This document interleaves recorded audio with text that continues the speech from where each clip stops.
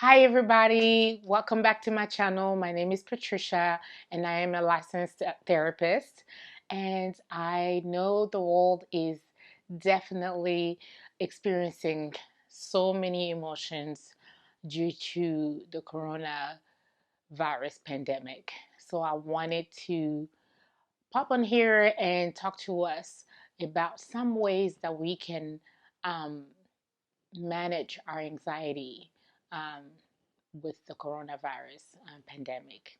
So today, um, this pandemic has affected the entire world, and this is something that I don't think we've ever experienced before. So there's a lot of questions, there's a lot of uncertainty, there's a lot of fear, there's a lot of fear of the unknown, and it's totally normal.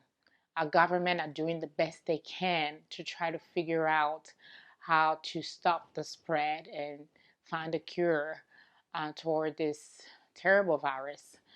Um, but while they are doing their part, we are here with a lot of questions and no answers.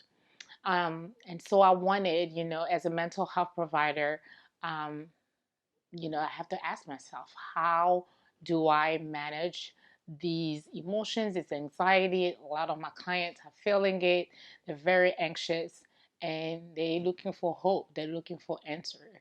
So I came up with about 7 tips. There are many out there, but just 7 that I wanted to share with you on how to manage anxiety during this crisis.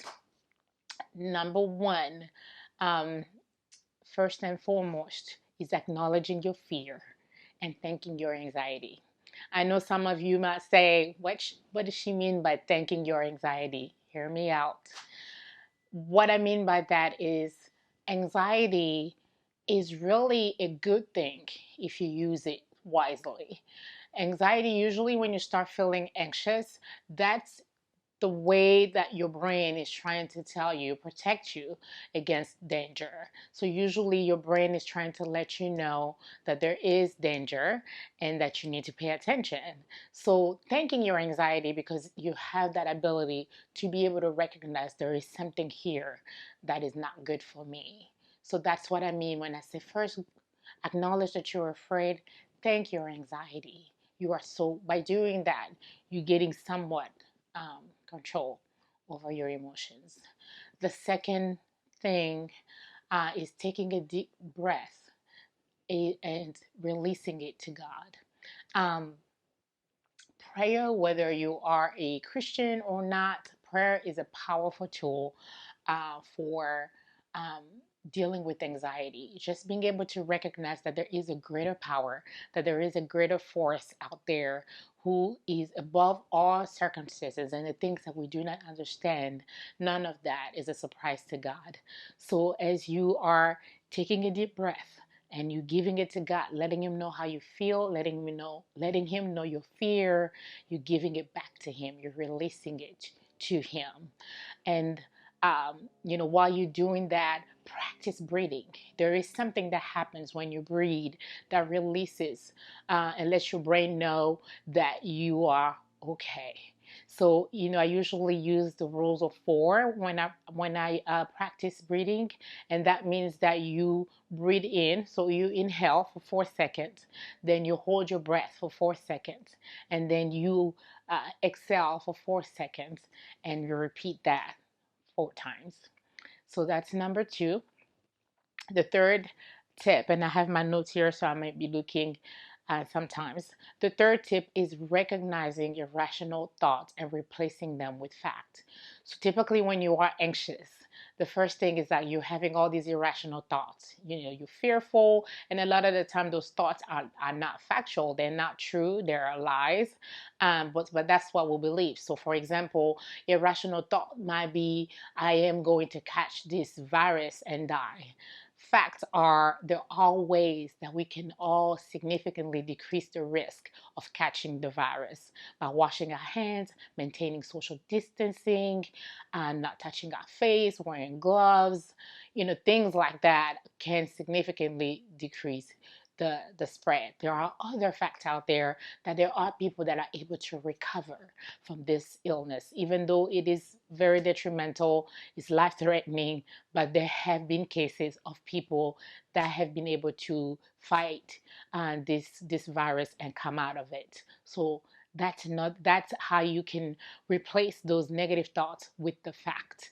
I know all the media right now is showing a lot of the bad news, because it is serious. There's a lot of bad news out there, but I encourage you to also research, stories of hope from Corona, and the good news that are coming out, that they've come up with a few drugs that have been able to treat this virus. So replace those negative thoughts, those irrational thoughts, with fact and positive thoughts.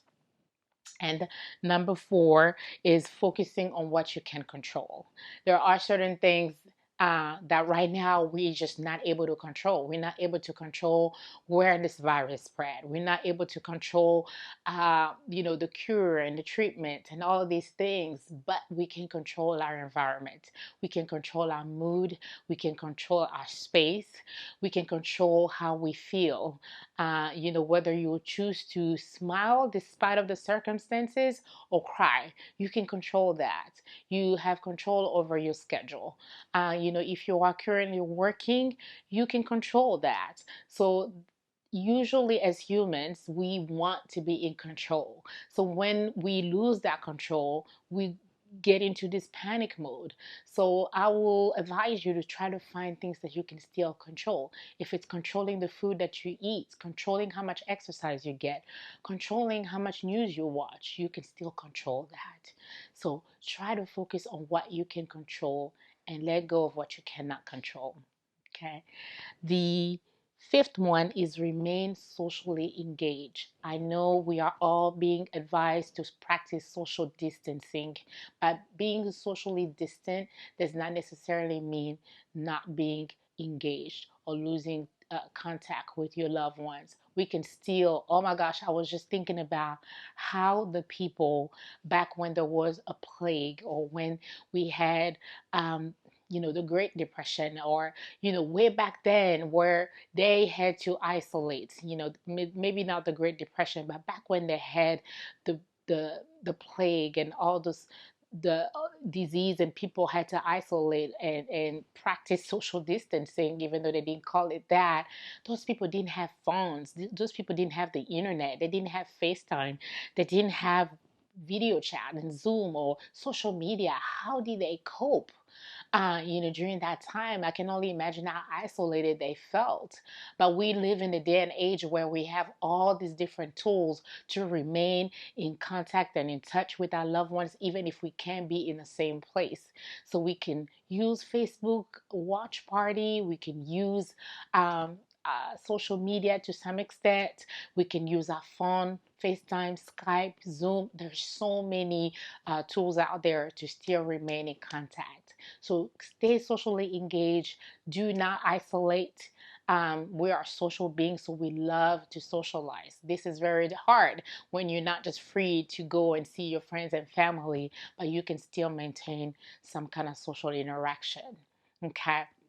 And the sixth one is stay active and eat healthy. Stay active because we can't go out. We can't just be mobile like we usually are. But still, don't just stay at home sedentary and not doing anything. Try to go outside, take a walk, breathe some fresh air, as long as it's safe and you're practicing social distancing. But even if it's your backyard, just get out the house and move. So that would do you good, just to be able to change scenery and get your body moving, blood flow, and eat healthy food. We are dealing with a virus that really affects those that have compromised immune system. I'm one of them. So I'm very aware that one way to combat this virus is to really boost your immune system. So eat food that will help boost your immune system, such as greens, leafy greens, and fruits and vegetables, those type of food. Um, you know, I know a lot of people are going to the store stocking up on meat, and some people junk food because they feel like, well, if you're going to be stuck at home, let me at least stock up on comfort food. That's really the last thing you want to eat during this time. Lots of sugar is just going to make you feel sick and weaken your immune system and increase your inflammation. So try as much as you can to really eat food that will boost your immune system. Okay. And the last one is limit your news consumption. Limiting your news consumption is important because right now there are so many changes, so much information, so much news coming from every direction. There's a lot of things that are really scary and overwhelming. I advise maybe trying to limit yourself to once or twice a day, where maybe in the beginning of the day you might want to see what's new developments. At the end of the day, if there's been any changes, limit yourself to that. For some people, you may not even need to turn the TV on because it's just too much and it's too overwhelming. So you might have to read your news instead or find other news outlet to get informed. Stay informed, that's important, but limit yourself. Take breaks. Because you don't want to put yourself in a position where you are increasing your anxiety because of all this news firing at you from every direction. So I hope these 7 tips were helpful to you. I hope that you are remaining hopeful. This too shall pass. The human being is a resilient human, is a resilient creature. So I know that even though these are very, very difficult times and we're trying to figure this out, I am confident that something good is going to come out of this crisis. And I'm praying for each one of you. I am keeping you in my thoughts and prayers. For those that are currently affected by the illness, my prayer is that the Lord will heal you, and I am praying that you will come out of this stronger. We can get through this. We are all stronger together. Let's practice social distancing. Let's do our part for the good of all of us, for everyone, especially those that are at most at risk. So take care of yourself, be safe, and stay healthy.